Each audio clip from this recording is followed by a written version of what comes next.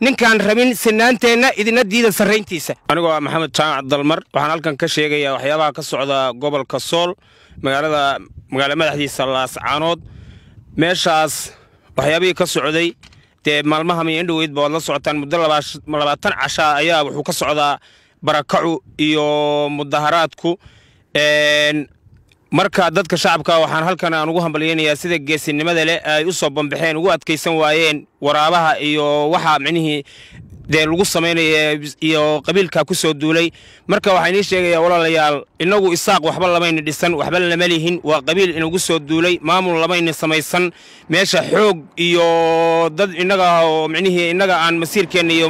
mustaqbalkeena ka talinayno horgalayaal ayay ku yimaadeen maanta waxa inoo taala sidii aynu iskaga kicin lahayn nimanka indhoweydba wad la socotaan oo dhowrkii hameen u dambeeyay in kaahin oo lacag loo soo dhiibay ba magaalada Laascaanood marba dhinac ka soo qoraansanayo taliska gooja cad u fadhiya maalin dhaweydna waxaan maqlayay nin inaga oo in ambashalay hoole anagu isaaqnimo laaya anaga islayna been weeye anagu isma layno isaaq baan laaya anagu markaan islayn jirnay waxa la oran jiray ama aan wax iska dildili jirnay intaan isaaqu imaan koor reer hebel ba inta dilo intaasay ku maqan tahay oo reer hebel bay ku maqan yihiin labada nin laga dilay laakiin nin dhul baahanta oo aqooyahana iyo wax garadkii iyo labeentii reer Laascaanood dhul baahanta inta la laayo loo saxabaalo laba oran jiray madax duub baa galay hameenka wax la laynayana meel walba checkpoint baa la dhigaa askarta Soomaaliland ee meesha joogtay isaaqa xabad bay saa u faraqdaa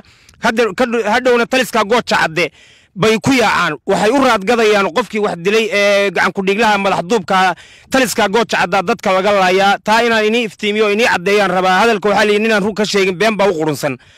taasaan ka leeyahay midda kale isimada waxaan leeyahay wax badan baad ku baaqdeen naga baxa isaaqow naga taga in fara badan baad lahaydeen isaaqna sida ay naga tagi maayo waxa weeye meesha xabad bay kaga baxayaan maar bay kaga baxayaan anu mar dambe oran maayo naga baxa hadii lahayd mooyla aynu iska xoreyno marka isimada waxaan leeyahay ugu horeeyo garaad cali garaad jaamac wax badan baad garaad aad lahayd aad banaanka adiga isimada kale baad dabad wareeg ka ahaydeen gobolka horta aynu shirka micnihii si degdeg gobolka ku soo galo kaalaya iyo meeshii kale aynu ku heshinay inaynu shirka ku qabsano sidii waxaadna gashanaysaan isimada dhammaantiin kolba inagoo dilku wada xukuman dharka dagaalka isin walba oo dhulbaahanta ha gashado sababtay tahay oo na horgalo oo dadka annaga amnigiisa sugan oo hogaaminayno micnihii xabadda nin waliba ha qaato sidii ninkii loo jeeyay cilmi hagar dabageed oo kale ama cali jeyte ma nin kale oo cali jeyte oo kale baa dhulbaahanta laga waayay isaaq ilaawo iyo luglaawo dagaalka waa isku raacsan yahay shacabkooda wax ka wada culimaa diinka wax ka wada madax dhaqameedka wax ka wada askartan qabiilka ee Soomaaliland ee meesha joogta qabiil bay ka timi nin waliba waa reer waa habar jeclo habar awal gudabiirsay imraan bay ka kooban yihiin qabiiladoodaas soo caawinayo soo taageerayo waxaadna hadda la socotaan aan rabaa bulshada reer SSC ama Sool Sanaag iyo Cayna dhulbaahanta inaan u iftiimiyo dawladda Djibouti maalin walba waxay soo dhiibaysaa iyo isaaqu hub iyo rasaas iyo lacag la rabo in inaga la inagu jarjaro oo la inagu burburiyo islaanta liya khadra xayde oo Ismaaciil Cumar Geel la qaba Djibouti xukanta Ismaaciil Cumar Geel waa iska qorof moose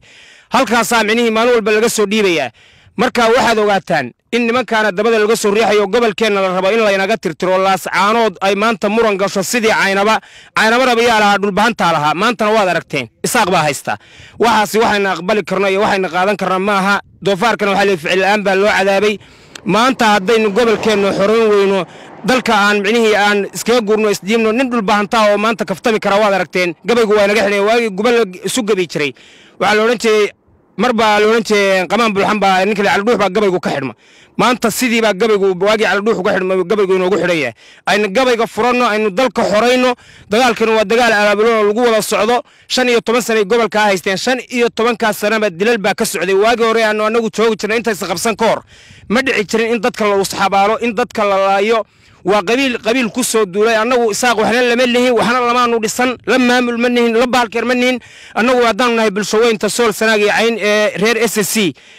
waxaanu halkan aynu ku baaqayaa maanta inaynu u diyaar garowna sidaynu isu xoreyn lahayn bulshaweynta reer SSC-na waxaan ku codsanayaa inay ciidamada xoreynta ay la shaqeeyaan ay cadawga xogihiisa iyo meel kasto uu joogaba micnihii ay u soo sheegaan meel kastana hadda magaalada ay ku hareeraysan yihiin marka ilaa haddana shirkaas micnihii ismadu soo jeediyeen ee Laascaanood ee garaad jaamac garaad Ismaaciil uu soo jeediyay aad iyo aad buu micnihii ugu mahadsan yahay waana soo dhaweynaa waan la qaadanay meesha yaa joogay baa la oranayaa waxaan maalin walba in gabadh maaragtay ragga madaxda ay meesha joogay dhulbahante isimada ama cuqaasha gabdhihiina in laynu ku horjeejido idina aad indhaha ka daawataan sharaf darayta aad iyo aad baa shalay sidaad boorka iskaga jafteen waxaan u soo dhaweynaa ismadana waxaan ugu baaqayaa soo gala waaba daahdeen oo hadda mar horaan inuu sugan inaad timaadaan si degdega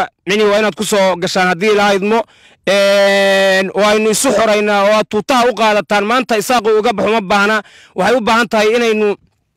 xabad bay maanta rabtaa iyo inaynu maaragtay aynu isaaq meel saaro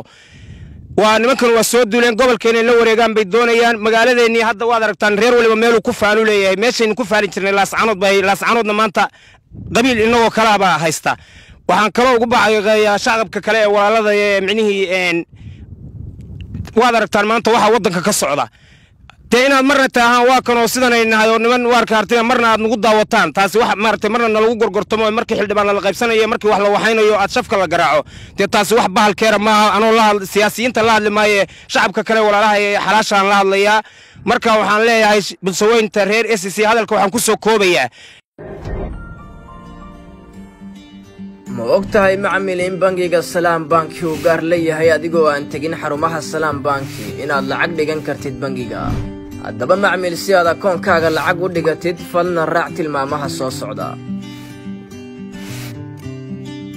garaac xidig 886 xidig akoonkaaga bangiga Salaam xidig lacagta aad dirayso kadibna afar gees ku qor macluumaadkaaga faahfaahinta lacagta aad dhigaysid si aad u hesho tixraaca geli lambar sireedkaaga sahalka si aad u dhigatid lacagta wow macmiil waad ku guulaysatay inaad dhigato lacag akoonkaaga ku raaxayso oo isticmaal adeegyada Salaam Banki